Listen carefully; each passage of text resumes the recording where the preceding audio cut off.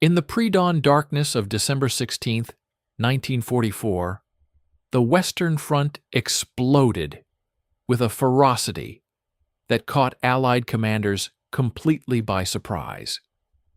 What began as scattered reports of German attacks in the Ardennes Forest of Belgium would within hours escalate into a full-scale crisis that brought Allied High Command closer to losing operational control of the Western Front than at any time since the Normandy invasion. The Battle of the Bulge, as it would come to be known, was not just a military crisis, but a command and control crisis that exposed fundamental weaknesses in how the Allied coalition functioned, how commanders communicated and coordinated, and how strategic decisions were made under pressure. This is the story of how the Allied command structure nearly collapsed under the weight of German offensive action. Internal disagreements, communication failures, and personality conflicts among senior commanders, and how that collapse was averted through a combination of individual leadership, institutional adaptation, and ultimately, the resilience of the Allied military system. To understand how close Allied High Command came to losing control of the Western Front, we must first understand the strategic situation that existed in December 1944.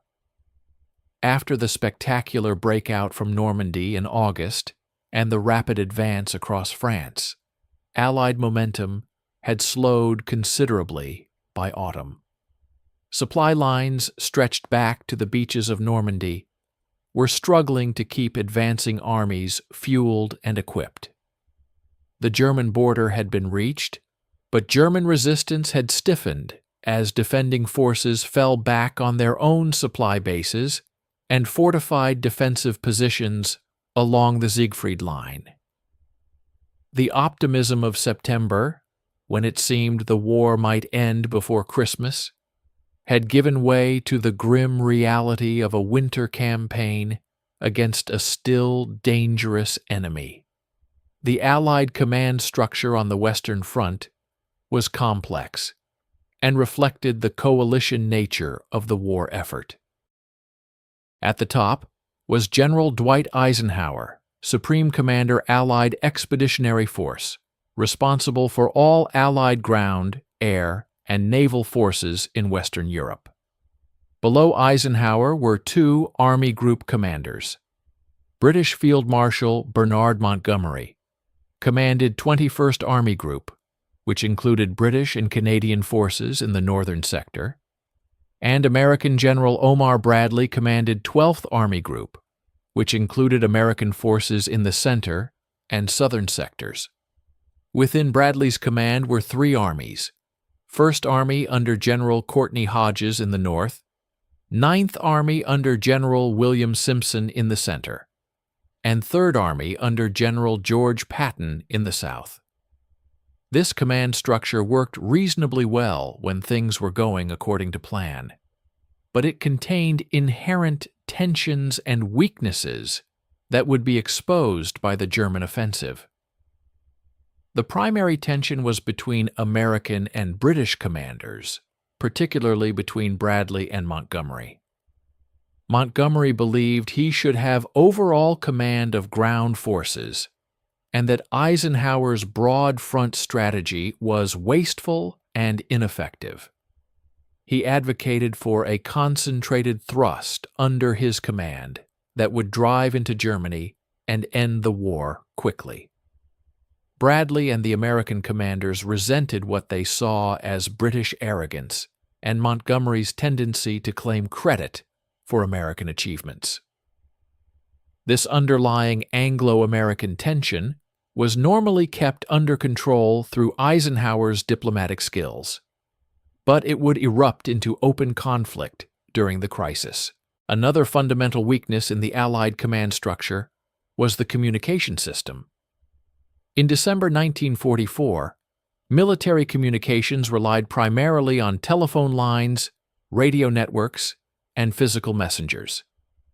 These systems were vulnerable to disruption particularly during rapidly changing combat situations. The command posts of different headquarters were spread across Luxembourg, Belgium, and France, sometimes hundreds of miles apart. Coordination between these headquarters required reliable communication, but the infrastructure was fragile and easily overwhelmed by the confusion of battle.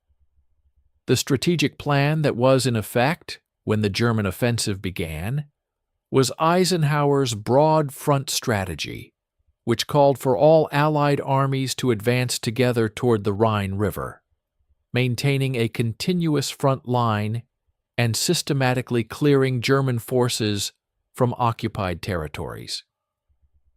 This strategy was a compromise between Montgomery's desire for a single concentrated thrust and Patton's advocacy for rapid exploitation operations. It satisfied no one completely, but represented Eisenhower's assessment of what was politically acceptable to all parties and logistically sustainable given supply constraints. The Ardennes sector, where the German attack would fall, was held by 4 divisions of First Army's 8th Corps, stretched across an 80-mile front.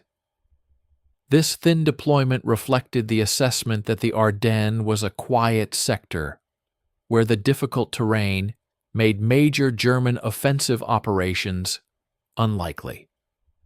The divisions holding this sector included 2 that were recovering from heavy fighting elsewhere, and 2 that were newly arrived and inexperienced. It was considered acceptable to hold the Ardennes lightly, because intelligence assessments indicated that Germany lacked the capability for major offensive operations, and that any German attacks would be limited spoiling operations designed to disrupt Allied offensive preparations.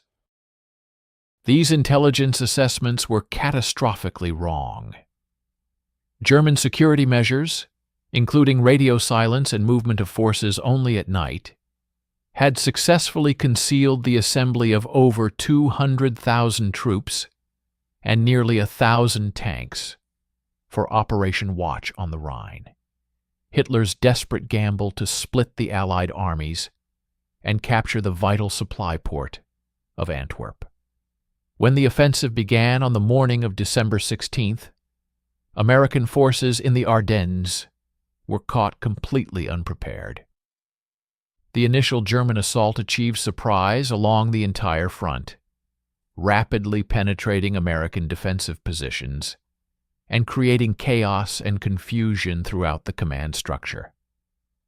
The first crisis in Allied command and control came from the breakdown of communications between forward units and higher headquarters. As German forces overran American positions, they cut telephone lines, captured radio equipment, and created such confusion that coherent reporting of the situation became nearly impossible. First Army headquarters at Spa, Belgium, was receiving fragmentary and contradictory reports from 8th Corps. Some reports spoke of limited German attacks that were being contained, while others described breakthrough and encirclement of American units.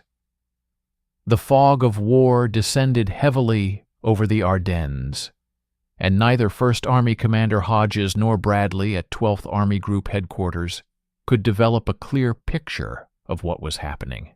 Bradley's initial response to the crisis revealed the first major failure in Allied command and control. When reports of German attacks in the Ardennes began arriving at his headquarters in Luxembourg City on the morning of December 16th, Bradley initially dismissed them as minor spoiling attacks. His intelligence staff had assured him that Germany lacked the capability for major offensives, and Bradley trusted these assessments. He did not immediately alert Eisenhower or other senior commanders to what was happening, believing that First Army could handle the situation locally without requiring intervention from higher headquarters or reallocation of forces from other sectors. This initial failure to recognize the magnitude of the German offensive cost crucial hours during which Allied forces might have begun responding more effectively. By the time Bradley recognized that the Ardennes attacks represented a major German operation rather than limited spoiling attacks, German forces had penetrated deep into American positions and created a situation that would require massive reallocation of forces and fundamental changes to operational plans. The delay in recognizing the crisis reflected both the failure of intelligence to predict the offensive and the cognitive bias that led commanders to interpret initial reports through the lens of their existing assumptions rather than adjusting their understanding to account for new evidence. As the magnitude of the German offensive became clear on December 17th, the second major crisis in Allied command and control emerged: the question of who would command the response to the German attack.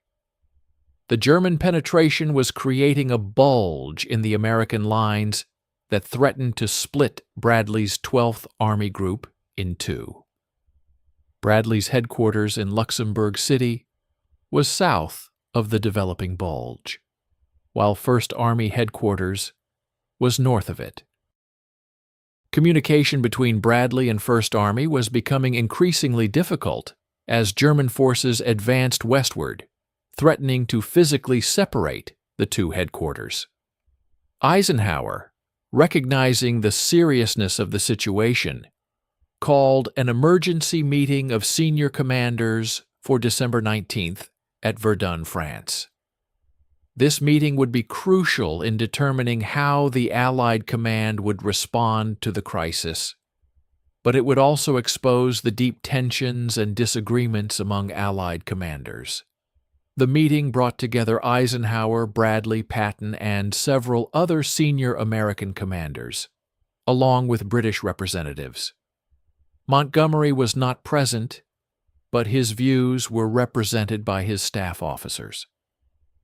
At the Verdun meeting, Eisenhower made several critical decisions that would shape the Allied response to the German offensive. First, he decided that Allied forces would not retreat, but would hold key positions and prepare counterattacks against the flanks of the German penetration.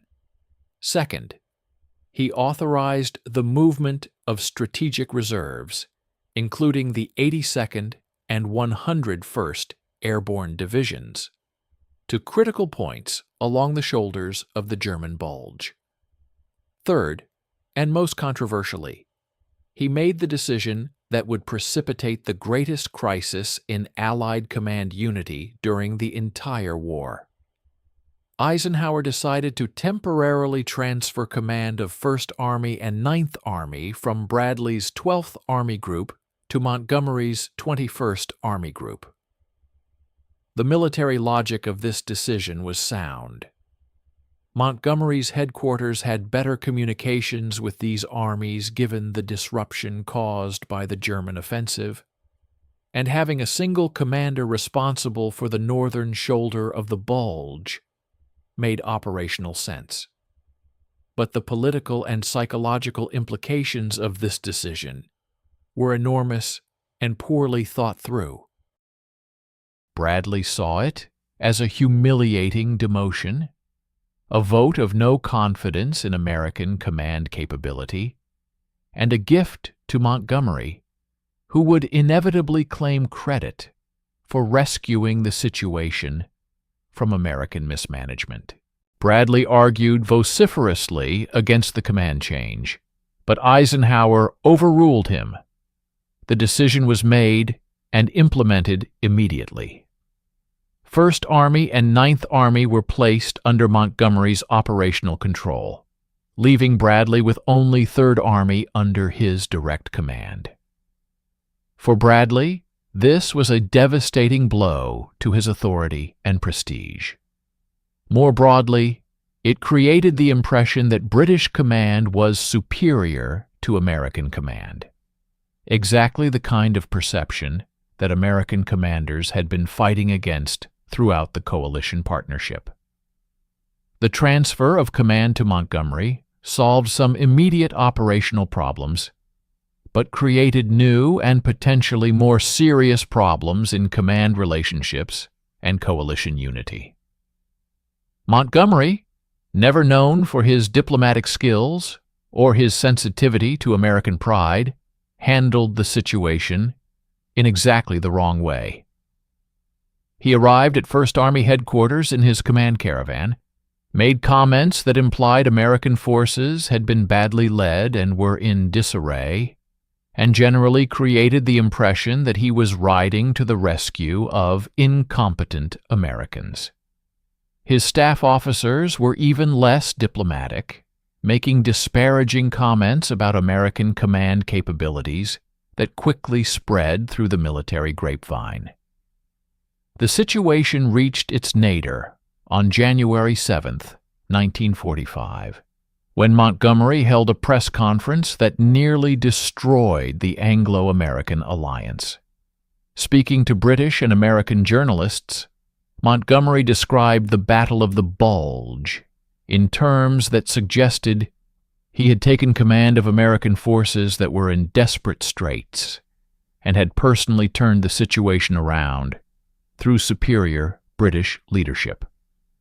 He used phrases like "headed off" and "seen it through" that implied British forces under his command had rescued American forces from disaster.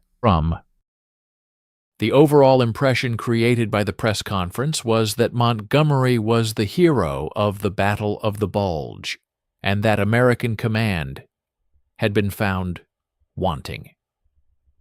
The reaction in the United States was explosive.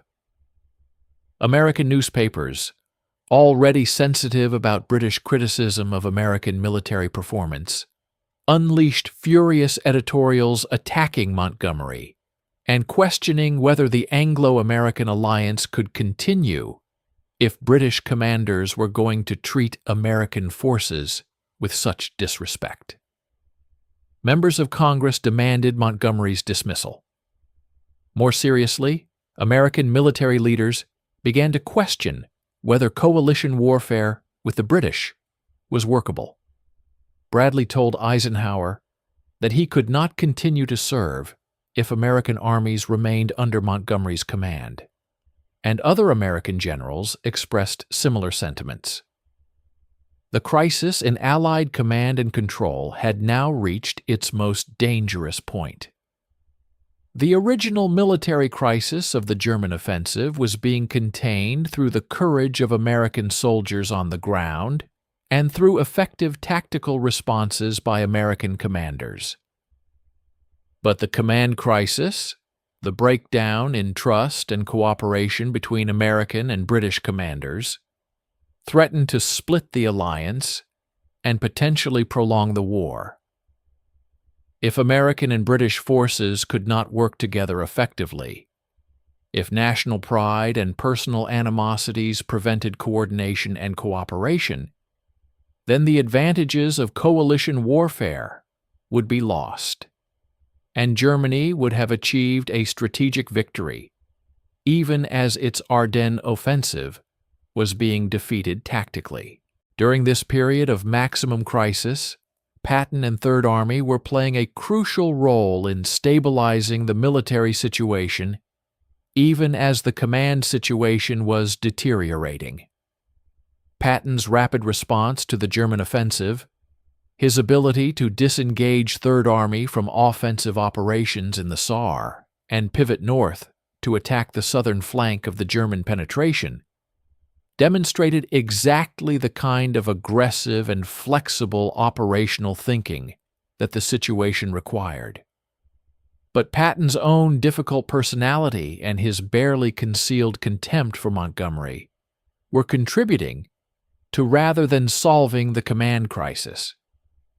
Patton made no secret of his view that the transfer of American armies to Montgomery's command was a mistake and an insult to American military capability.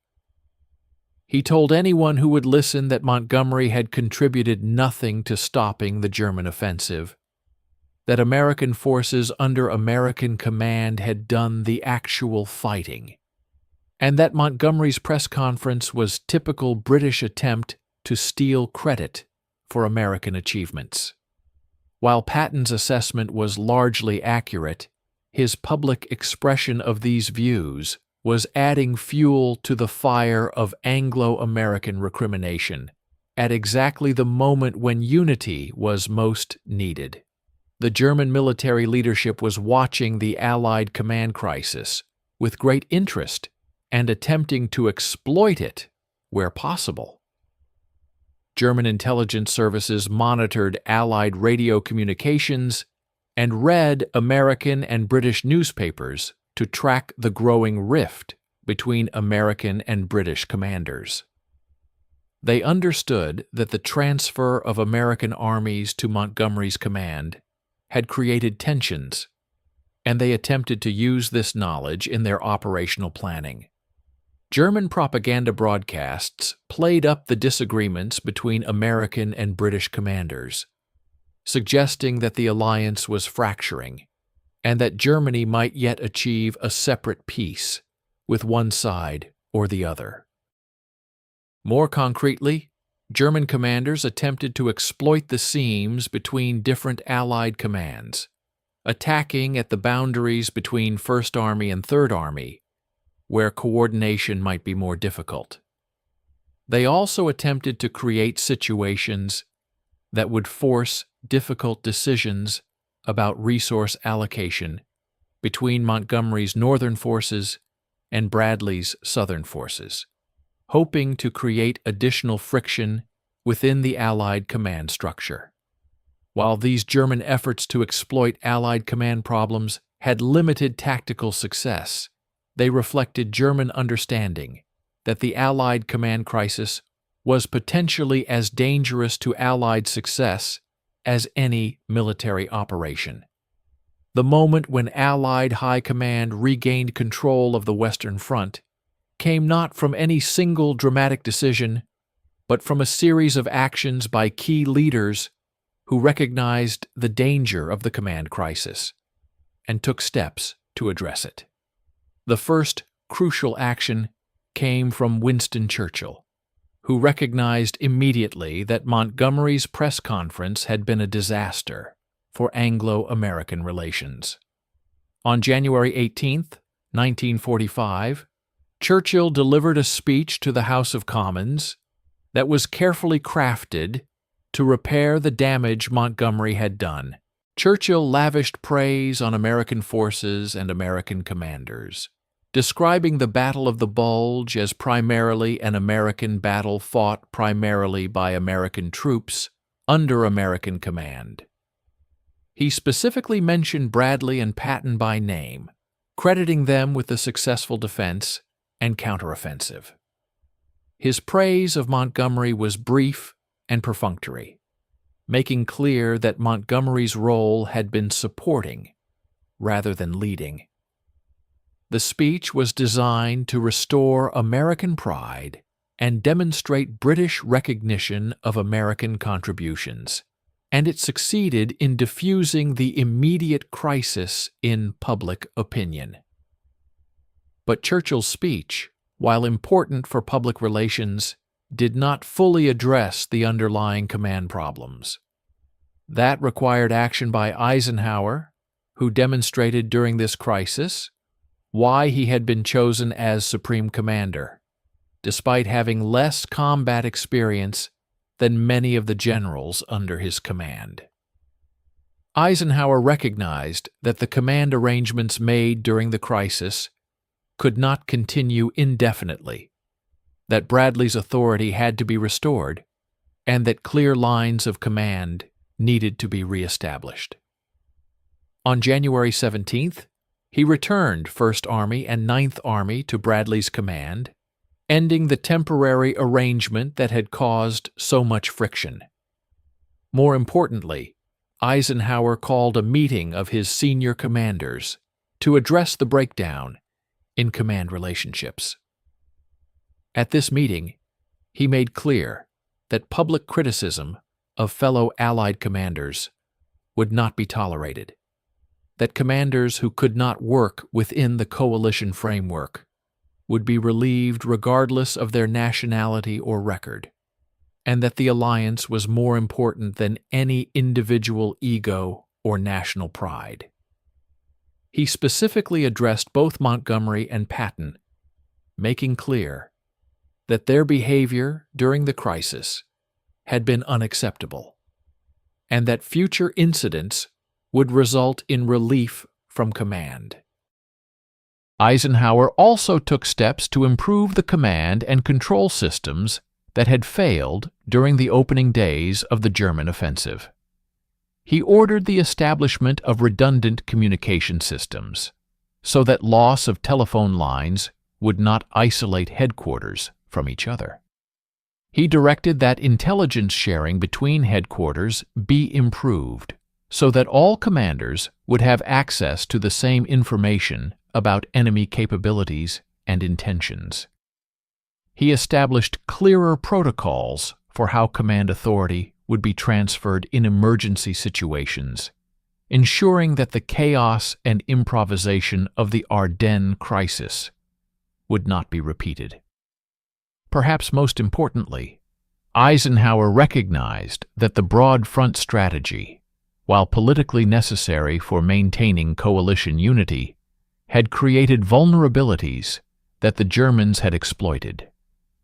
The need to satisfy both British and American desires for offensive operations had resulted in forces being spread thinly across the entire front, with no sector held strongly enough to withstand a determined German attack.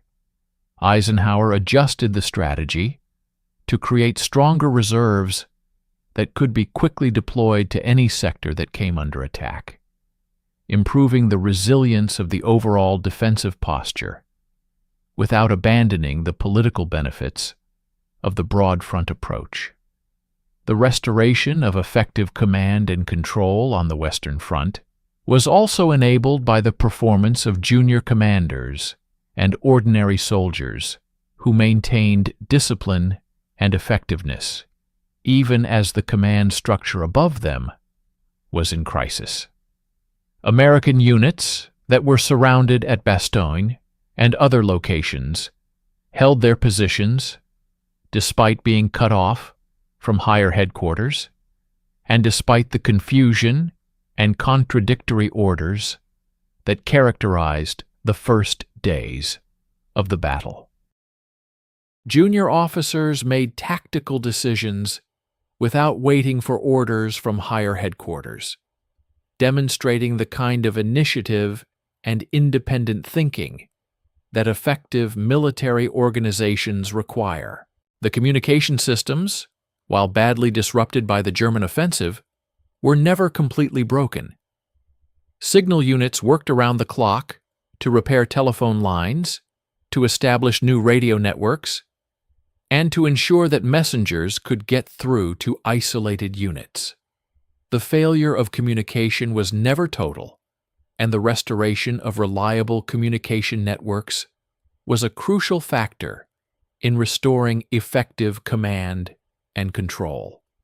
By late December, headquarters at all levels had re-established reliable communication with their subordinate units and with adjacent headquarters, allowing for the kind of coordination that effective military operations require.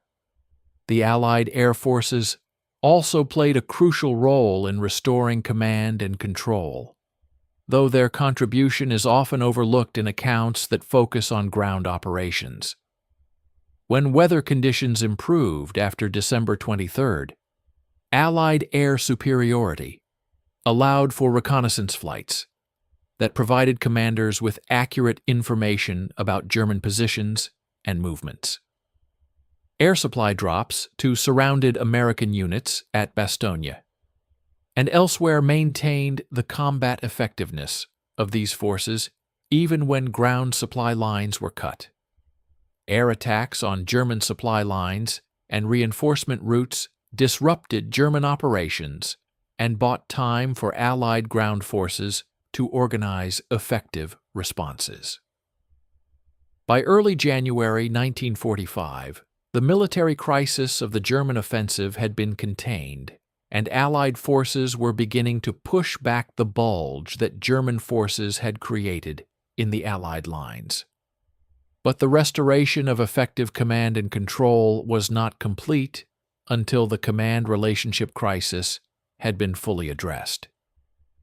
This required not just Churchill's speech and Eisenhower's command decisions, but also a recognition by all the senior commanders that their behavior during the crisis had been damaging and needed to change.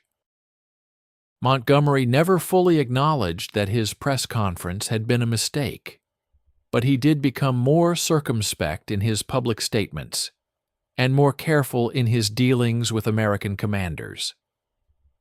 Bradley, while never forgiving Montgomery for what he saw as an attempt to steal credit for American achievements, recognized that his own initial failure to recognize the magnitude of the German offensive had contributed to the crisis.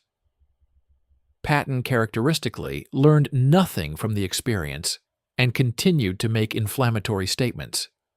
But his value as a combat commander was such that Eisenhower tolerated his indiscretions as long as they didn't create crises as severe as Montgomery's press conference had. The lessons learned from the command and control crisis during the Battle of the Bulge influenced Allied operations for the remainder of the war and shaped post-war thinking about coalition command structures.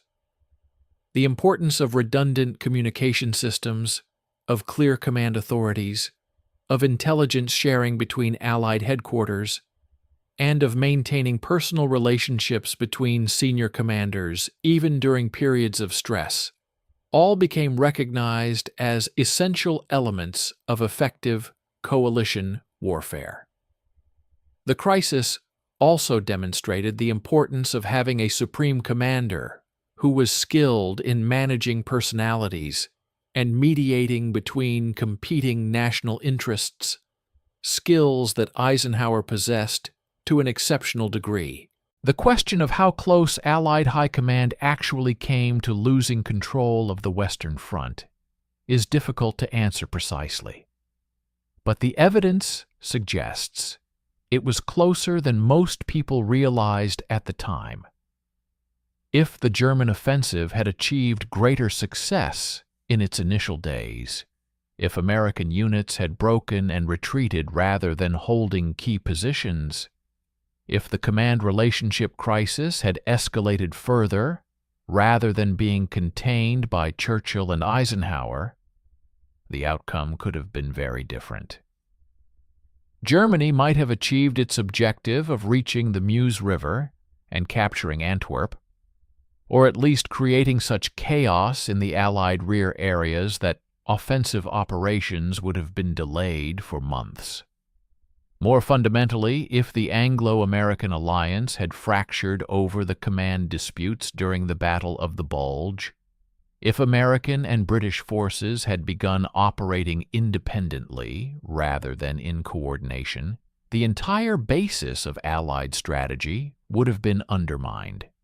Germany would have faced not a unified coalition, but two separate forces that could be dealt with sequentially rather than simultaneously.